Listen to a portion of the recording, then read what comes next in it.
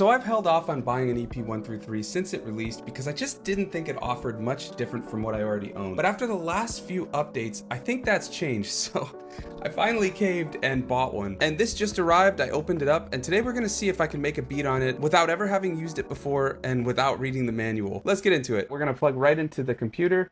We've got USB in, and let's turn it on. All right, so we're gonna have to see if we can figure out the navigation on this machine. Okay, so we can definitely make something. Let's see, what is this? BPM, if we hold tempo, that's our BPM. All right, let's try maybe, I've been doing a lot of like halftime grooves. So let's do that. So it seems like, I mean, this is pretty clearly laid out. So we can change the metronome volume with this button when we hold sample, easy enough. Let's try 145. We've got record, we've got play, and here's sound, let's see. Nice bit crush drum. That works. Now I wonder if there's a way we can change the volume of a single sound. Maybe edit? What do we got here? Pan, yeah, we don't want that. I guess we'll just use these sounds as they are because this is getting more complicated than it needs to be, right? All right, let's see if we can record something. So I think what, if we hit record, play.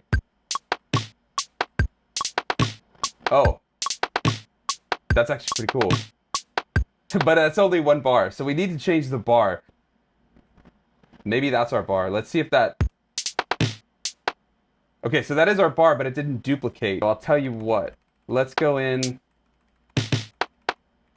Oh!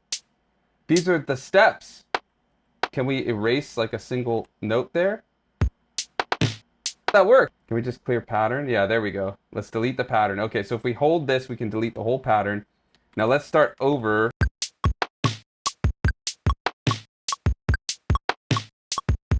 The main thing I want to do here, though, is this is a sampler, right? So let's sample something in. I've got a guitar. Let's throw it through some effects. Something I've been doing a lot lately is actually using effects to make guitars sound like pads and stuff like that. All right, I think we hit sample. Okay, I got to turn on all my pedals. Let's do like a minor 7, maybe. Yeah, I like that. That's a good sounding chord. I'm just going to latch the microcosm and record into here. Sample. Oh, we have to hold it. That's not fun. Let's do a really long sample so we can do chords and stuff like that. While we were recording these, I remembered one of the main things that convinced me to buy the EP-133 finally was that you can adjust sample rates. And that was added very recently. So we're gonna see if we can figure that out, how to do that. I don't think it's in sampling here. Oh, wait a second. We have system settings over here. Let's try system settings and see what we find here. MIDI, that looks like it's helpful with the little icon. Sync, pad, sequence, sample. I'm assuming that's sample. Let's hit enter. Record, high. Okay, I think we found it. So let's go low and see. We'll do those same kind of chords and see how gritty that is. I think we did about 12 seconds. Okay, so I can definitely hear it's a little crunchier, but it's not as much as I would have expected.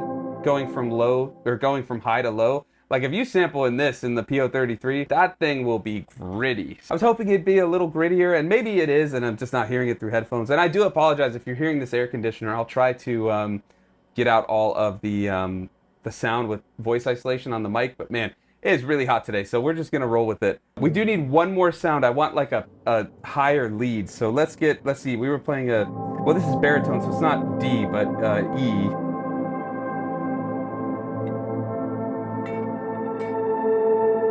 So now I think we can start sequencing these samples using the chromatic keyboard.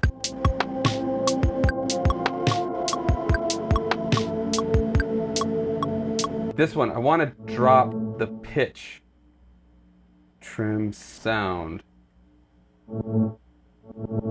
Oh, there's our volume. And there's our pitch.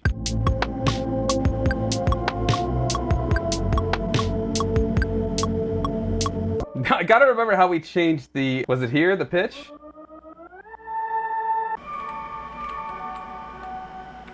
Playing keys on this is not the most fun, and it's totally different from the SP where there's 4 pads, so my brain has to like rewire with 3 pads per because the keys are different, basically, just like trying to find what keys work. This does sound like it's the root, but I'm just gonna record something quick. Let's see what we get. I actually kind of want to up the tempo too.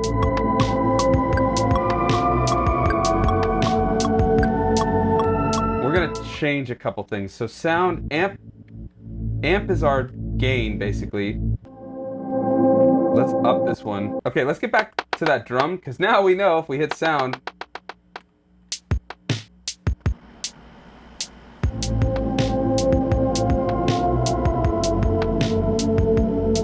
Last thing I want to do, what do we get into? Man, how did we get into the ADSR? Was it here? Envelope. I'm lazy, so instead of getting another thing, we'll just use this.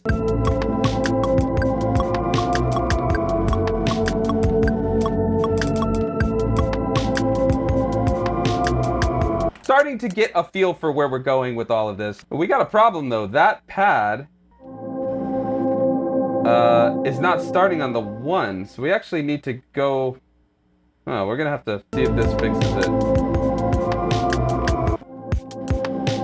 Oh, it worked. It's a kind of wonky workflow to time correct, and maybe this, again, I'm not speaking from a vast depth of knowledge here. I'm going off of just what's in front of me, but at least from the way I can gather it, it's a little clunky. It works, and there's definitely some benefits to having these things like laid out right in front. Let's get that kick louder too.